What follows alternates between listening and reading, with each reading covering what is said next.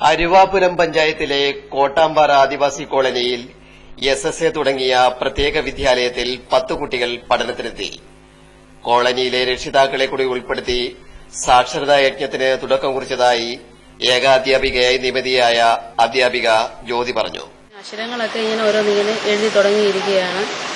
വലുതായിട്ട് പിന്നെ പാട്ടൊക്കെ പാടാൻ തുടങ്ങും. പക്ഷേ പാട്ടൊന്നും വലുതായിട്ട് അങ്ങനെ പാടാനൊന്നും ആയിട്ടില്ല. പിന്നെ കുഴപ്പമില്ലാതെ ഇങ്ങനെ രീതിയിൽ ഞങ്ങളിങ്ങനെ കൊണ്ടുപോകുന്നു. നല്ല രീതിയിൽ തന്നെ ഇത് മുന്നോട്ട് പോകണമെന്നാണ് എന്റെയും മുമ്പന്റെയും ആഗ്രഹം.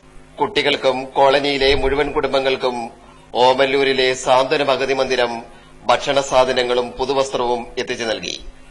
വാർഡ് മെമ്പർ സൂസൻ തോമസ് കോളനിക്ക് വേണ്ടി ഭക്ഷണ കിറ്റും വസ്ത്രവും ഏറ്റുവാങ്ങി. ഒരു അക്ഷരം പഠിപ്പിക്കാനുള്ള ക്ലാസ് ആരംഭിക്കുകയുണ്ടായി.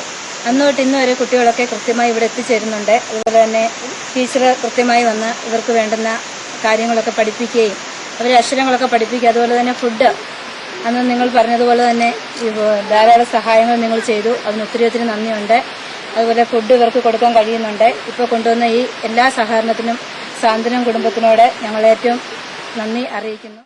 ഇനി എല്ലാ മാസവും കോളനിക്ക് ആവശ്യമായ ഭക്ഷണവും വസ്ത്രവും എത്തിച്ചു നൽകുമെന്ന് സാന്ത്വനം ചാരിറ്റബിൾ ട്രസ്റ്റ് അംഗം ലിജോ ഉമ്മൻ ജോർജ് അറിയിച്ചു.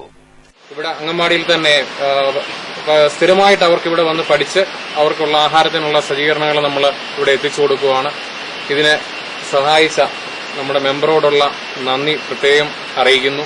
അതോടൊപ്പം തന്നെ ഇതിന്റെ ടീച്ചർ ഊരുമുപ്പത്തി ഇവിടുത്തെ പ്രദേശവാസികളായ നല്ലവരായ നാട്ടുകാർ അവരോട് എടുത്തു പറയുകയാണ്, നന്ദി പറയുകയാണ്. അതോടൊപ്പം തന്നെ നിങ്ങൾ ഇവിടെ എത്തിച്ച ഓരോ കുട്ടികളും ഇവരോട് വളരെയധികം കടപ്പാടുണ്ട്. ഞങ്ങളോട് സഹകരിക്കുന്നതിന് വളരെയധികം നന്ദി ഈ സമയത്ത് രേഖപ്പെടുത്തുകയാണ്.